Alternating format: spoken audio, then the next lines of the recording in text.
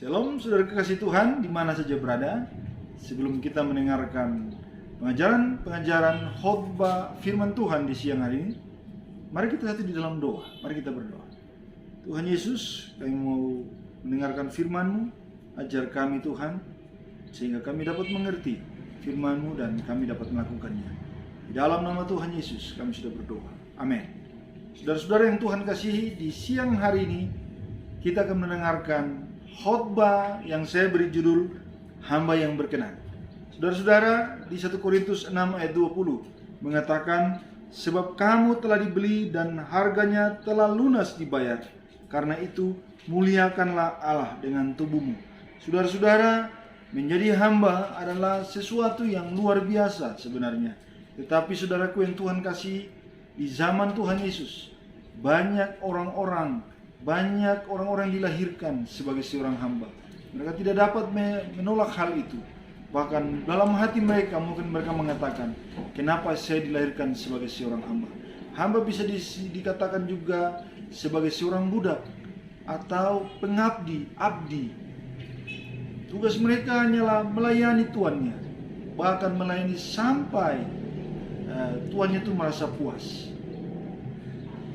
Mereka melayani di ladang, mereka melayani di rumah, mereka melayani di mana saja tuannya suruh.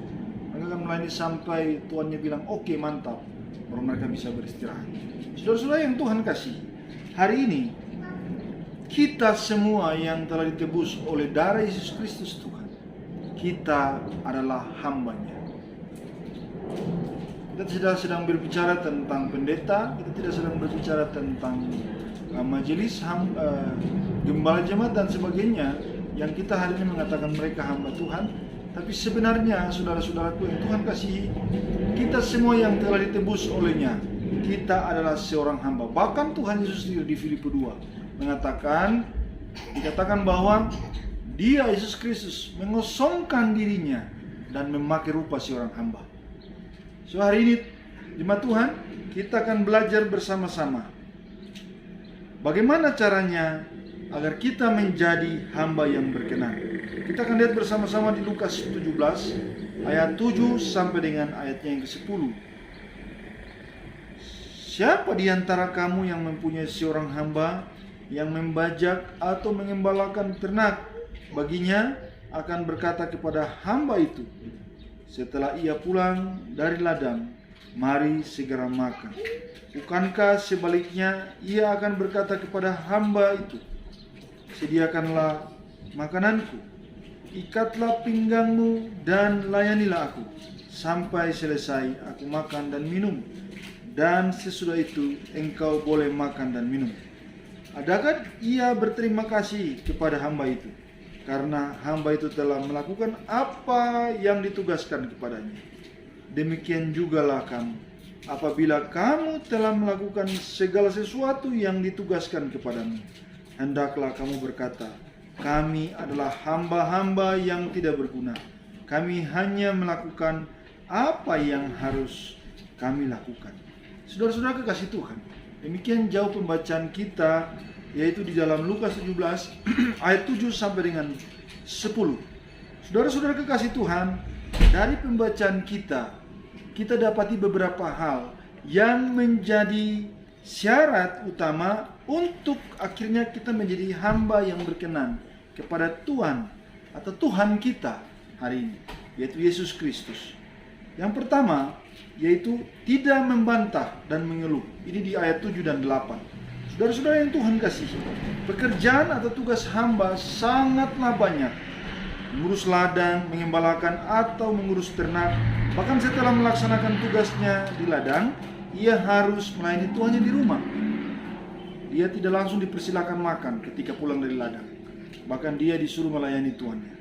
Sebagai seorang hamba, tidak boleh membantah, tetapi harus memprioritaskan tuannya ketimbang dirinya sendiri.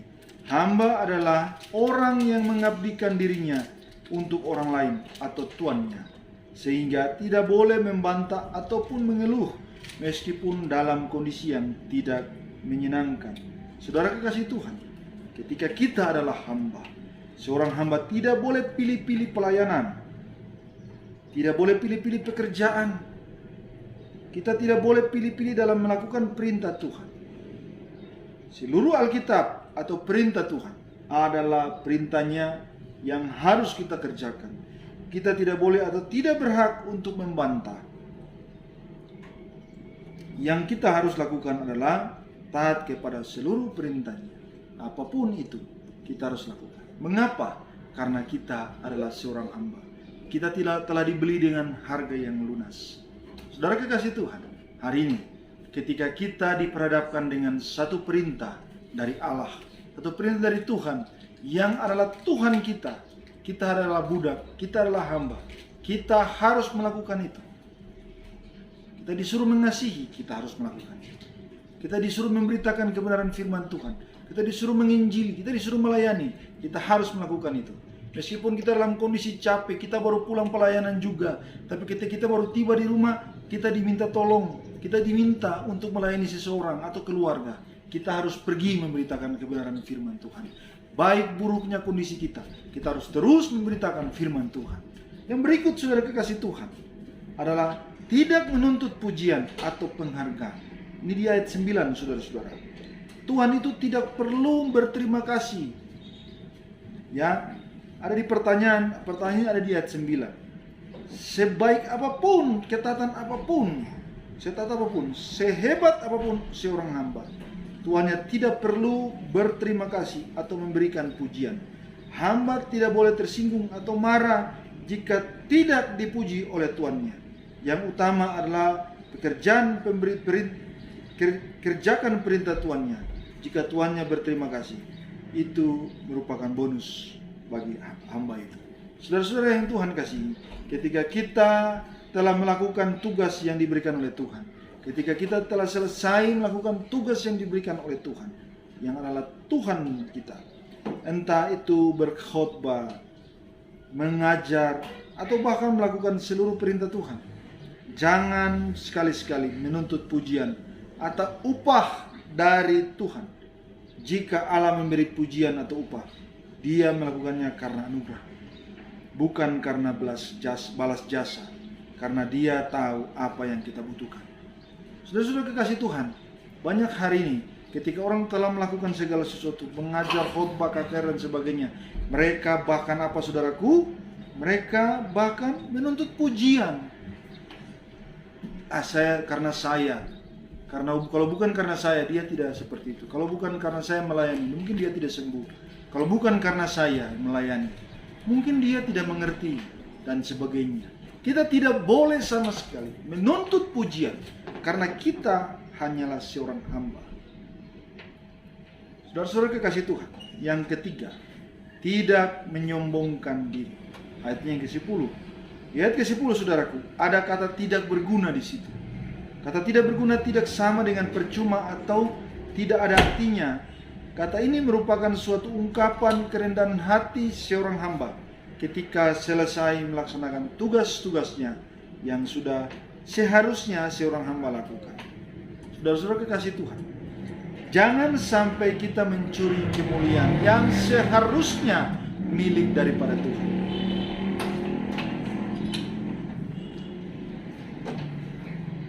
Ketika kita telah selesai melaksanakan tugas kita dan kita berkata, itu karena saya, kau harus puji saya, itu karena saya.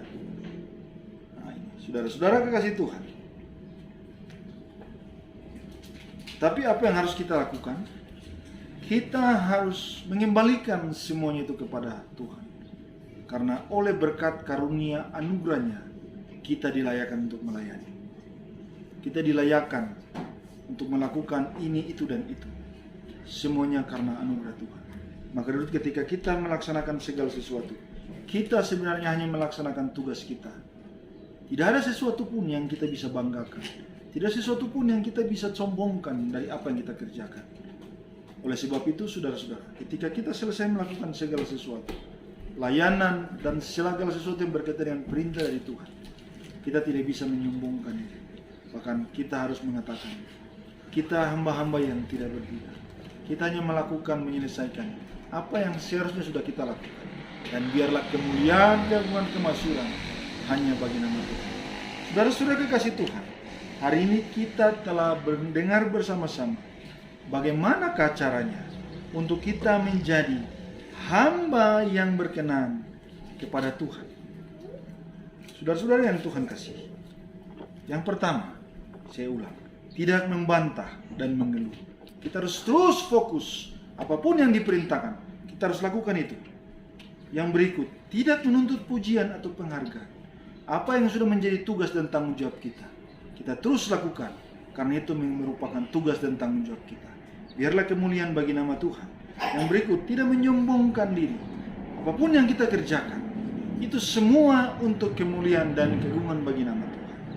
Saudara-saudara kekasih Tuhan, kita telah mendengarkan firman Tuhan di siang hari. Biarlah Tuhan yang mempunyai firman ini memeteraikan firman ini dalam hati saudara-saudara dan saya, dan membuat kita semua menjadi layak, menjadi hamba yang layak dengan melakukan semua yang telah diperintahkan bagi kita semua. Mari kita berdoa. Bapa di sorga, kami telah mendengarkan firman-Mu, meteraikan firman, sehingga ketika kami mendengarkan firman ini, kami melakukannya. Di dalam nama Tuhan Yesus, kami sudah berdoa dan mengucap syukur. Amin. Tuhan Yesus memberkati kita semua.